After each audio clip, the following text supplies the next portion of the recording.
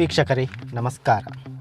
ವೀಕ್ಷಕರೇ, ಬೆಲೆ ಬಾಳುವ ಖನಿಜ ಸಂಪತ್ತುಗಳಲ್ಲಿ ಅತ್ಯಂತ ದುಬಾರಿಯಾದ ಖನಿಜ ಸಂಪತ್ತು ಅಂದರೆ ಅದು ನವರತ್ನಗಳು. ವಜ್ರ, ಮಾಣಿಕ್ಯ, ನೀಲ, ಮರಕತ, ಮುತ್ತು ಇವುಗಳಿಗೆ ಮಹಾರತ್ನಗಳೆಂಬ ಗೌರವವನ್ನು ನೀಡಿದರೆ ಪುಷ್ಯರಾಗ, ಹವಳ, ಗೋಮೇಧಕ, ವೈಡೂರ್ಯ ಇವುಗಳಿಗೆ ಅನಂತರದ ಸ್ಥಾನವನ್ನು ಕೊಡಲಾಗಿದೆ. ರತ್ನಗಳ ರತ್ನ ವಜ್ರ ಆಗಿದೆ. ವೀಕ್ಷಕರೇ, ನವರತ್ನಗಳಲ್ಲಿ ವಜ್ರಕ್ಕೆ ಮೊದಲಿನಿಂದಲೂ ರಾಜ್ಯಪಟ್ಟ ಇತ್ತು. ಪಚ್ಚೆ ವೈಡೂರ್ಯ, ಮಾಣಿಕ್ಯಗಳಿಗಿಂತ ವಜ್ರ ಯಾಕೆ ರತ್ನಗಳ ರತ್ನ ಅಂತ ನಿಮಗನ್ನಿಸಬಹುದು. ಯಾಕಂದರೆ ಯುಕ್ತ ರೀತಿಯಲ್ಲಿ ಸಂಸ್ಕರಿಸಿದ ವಜ್ರ ಅತ್ಯಂತ ಹೆಚ್ಚಿನ ಕಾಂತಿಯನ್ನು ಹೊರಹೊಮ್ಮಿಸುತ್ತೆ. ವಜ್ರದ ಮುಖದ ಮೇಲೆ ಬಿದ್ದ ಬೆಳಕು ವಕ್ರೀಭವಿಸಿ ಇಡೀ ಖನಿಜವನ್ನು ಬೆಳಗುತ್ತೆ.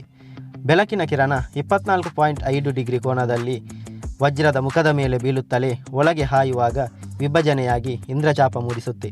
ಇದನ್ನೇ ರತ್ನೋದ್ಯಮಗಳು ಜ್ವಾಲೆ ಅಂತ ಕರೀತಾರೆ. ಇಷ್ಟೇ ಅಲ್ಲದೆ ವಜ್ರ ಬೆಳಕನ್ನು ಗರಿಷ್ಠ ಪ್ರಮಾಣದಲ್ಲಿ ಪ್ರತಿಫಲಿಸುತ್ತೆ. ಎಲ್ಲ ವಜ್ರಗಳು ಪಾರದರ್ಶಕವಲ್ಲ. ಅಪಾರದರ್ಶಕವಾದ ಕಪ್ಪು ವಜ್ರಗಳು ಇವೆ. ಪಾರದರ್ಶಕವಾದ ವಜ್ರವನ್ನು ನೀರಿಗೆ ಹೋಲಿಸಿ ಅದರ ದರ್ಜೆ ಹೇಳುತ್ತಾರೆ. ವಾಣಿಜ್ಯ ಜಗತ್ತಿನಲ್ಲಿ ಪಾರದರ್ಶಕ ವಜ್ರಗಳಿಗೆ ಮೊದಲ ಜಲವರ್ಣ ಫಸ್ಟ್ ವಾಟರ್ ಕಲರ್ ಅಥವಾ ನೀಲಶ್ವೇತ ಬ್ಲೂ ವೈಟ್ ಅಂತ ಹೇಳ್ತಾರೆ. ಹಳದಿ ಬಣ್ಣ ಇದ್ದರೆ ಅದನ್ನು ಹಾಫ್ ಕಲರ್ ಅಂತಾನು ಹೇಳ್ತಾರೆ. ಇದು ವಾಣಿಜ್ಯ ಹೆಸರು ಕೂಡ ಆಗಿದೆ. ವೀಕ್ಷಕರೇ, ತಿಳಿ ನೀಲ ವಜ್ರಗಳು ತುಂಬ ವಿರಳ, ಹಾಗೆಯೇ ಅದರ ಬೆಲೆ ಕೂಡ ಹೆಚ್ಚು. ವಜ್ರ ತುಂಬ ಗಟ್ಟಿಯಾಗಿರುತ್ತೆ ಅಂತ ನಾವು ಕೇಳಿರ್ತೀವಿ. ಆದರೆ ವಜ್ರಕ್ಕೆ ಯಾಕಷ್ಟು ಗಟ್ಟಿಯಾಗಿರುತ್ತೆ? ಈ ಗಟ್ಟಿತನದ ರೂಪ ವಜ್ರಕ್ಕೆ ಬಂದದ್ದಾದರೂ ಎಲ್ಲಿಂದ ಅಂತ ನಮಗನ್ನಿಸಬಹುದು. ವೀಕ್ಷಕರೇ, ಗರುಡ ಪುರಾಣದಲ್ಲಿ ಒಂದು ಮಾತಿದೆ, ವಜ್ರವನ್ನು ವಜ್ರದಿಂದಲೇ ಕತ್ತರಿಸಬೇಕು ಅಂತ.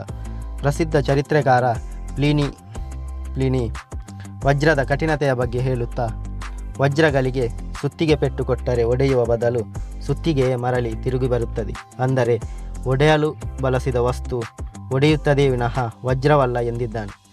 ವಜ್ರ ಇಂಗಾಲದ ಒಂದು ರೂಪ. ಇದರಲ್ಲಿ ಇಂಗಾಲದ ಪರಮಾಣು ಜೋಡಣೆ ಎಷ್ಟು ಒತ್ತೊತ್ತಾಗಿರುತ್ತೆ ಅಂದರೆ ಅದು ಪರಮಾಣುವಿಗೂ ಇನ್ನೊಂದು ಪರಮಾಣುವಿಗೂ ಕೇವಲ 1.54 ಆಂಗ್ಸ್ಟ್ರಾಂಗ್ಗಳಲ್ಲಿ ಅಂತರ ಇರುತ್ತದೆ.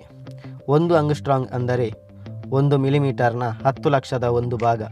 ಎಕ್ಸ್ ಕಿರಣ ಹಾಯಿಸಿದಾಗ ಮಾತ್ರ ವಜ್ರದ ಈ ಗುಟ್ಟು ಬಯಲಾಗುತ್ತೆ.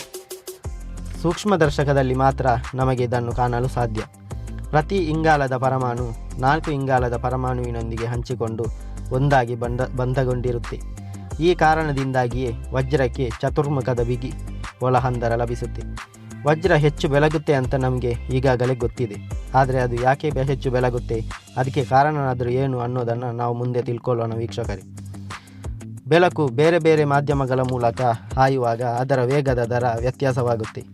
ಗಾಳಿಯಲ್ಲಿ ತೂರಿ ಬರುವಾಗ ಸೆಕೆಂಡ್ ಒಂದಕ್ಕೆ 3 ಲಕ್ಷ ಕಿಲೋಮೀಟರ್ ವೇಗ. ಆದರೆ ವಜ್ರದ ಮೇಲೆ ಬಿದ್ದ ಬೆಳಕಿನ ವೇಗ ಕುಂದುತ್ತೆ. ಸೆಕೆಂಡಿಗೆ 1,23,667 ಕಿಲೋಮೀಟರ್ ವೇಗಕ್ಕೆ ಇಳಿಯುತ್ತೆ. ಅಂದರೆ ಇದರರ್ಥ 2.42 ಅಂಶ ಬೆಳಕಿನ ವೇಗ ಕುಂದುತ್ತೆ. ಇದೇ ವಜ್ರದ ವಕ್ರೀಭವನಾಂಕ. ವಜ್ರಕ್ಕೆ ಕೂಡ ಬೇರೆ ಬೇರೆಯಾದ ಬಣ್ಣಗಳಿವೆ. ವಜ್ರದ ಬಣ್ಣವನ್ನು ಅಂತರ್ಗತವಾಗಿರುವ ಕೆಲವು ಸೂಕ್ಷ್ಮ ವಸ್ತುಗಳು ನಿಯಂತ್ರಿಸುತ್ತದೆ.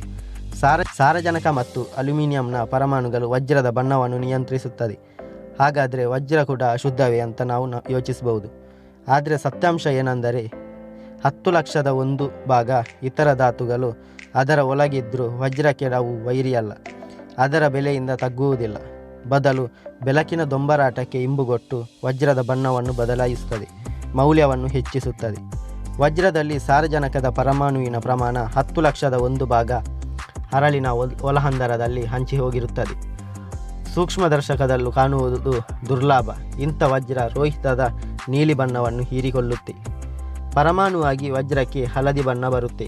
ಕೆಲವೊಮ್ಮೆ ಹೆಚ್ಚು ಸಾರಜನಕ ಪರಮಾಣು ಇದ್ದಲ್ಲಿ ಹಳದಿಗೆ ಬದಲು ಹಸಿರು ಮೂಡುತ್ತೆ. ಕೆಲವೊಮ್ಮೆ ಜಾಲಕದಲ್ಲಿ ಸಾರಜನಕ ಸೂಕ್ಷ್ಮ ತೆಳು ಫಲಕಗಳಾಗಿ ಕೂತರೆ ಹಳದಿ ಬಣ್ಣ ತೋರುವ ಬದಲು ಅತಿ ನೇರಳೆ ಬಣ್ಣ ಹೀರೋದ್ರಿಂದ ಪರಿಶುದ್ಧವಾದ ಶ್ವೇತವರ್ಣ ಮೂಡುತ್ತೆ. ದೀರ್ಘಕಾಲ ಬೆಳಕಿಗೊಡ್ಡಿ ಕತ್ತಲೆ ಕೋಣೆಗೊಯ್ದರೆ ಬೆಳಕಿನ ತರಂಗದ ಜೊತೆಗೂಡಿ ಬರುವ ಅತಿ ನೇರಳೆ ಕಿರಣಗಳನ್ನು ಹೀರುತ್ತೆ. ಹಾಗಾಗಿ ಇದು ಕತ್ತಲಲ್ಲೂ ಕೂಡ ಹೊಳೆಯುವ ಗುಣವನ್ನು ಹೊಂದಿದೆ. ವೀಕ್ಷಕರೇ, ವಜ್ರದ ಈ ಗುಣವನ್ನು ಸ್ಫುರದೀಪ್ತಿ ಅಂತ ಹೇಳ್ತಾರೆ. ಈ ಸ್ಫುರದೀಪ್ತಿ ಕೆಲಕಾಲ ಉಳಿದರೆ ಅಣುದೀಪ್ತಿ ಅಂತಾನೂ ಕರೀತಾರೆ. ಅಣುದೀಪ್ತಿ ತೋರುವ ವಜ್ರ ನೀಲಿಗೆ ಬದಲು ಹಳದಿ ಬಣ್ಣ ತೋರುತ್ತದೆ. ಈ ಗುಣದಿಂದಾಗಿ ವಜ್ರವನ್ನು ಇತರ ರತ್ನಗಳಿಂದ ಸುಲಭವಾಗಿ ಗುರುತಿಸಬಹುದು. ಓಕೆ ಫ್ರೆಂಡ್ಸ್, ಇನ್ನೊಂದು ಇಂಟ್ರೆಸ್ಟಿಂಗ್ ಸ್ಟೋರಿ ಜೊತೆ ಮತ್ತೆ ಭೇಟಿ ಮಾಡೋಣ. ಜೈ ಹಿಂದ್.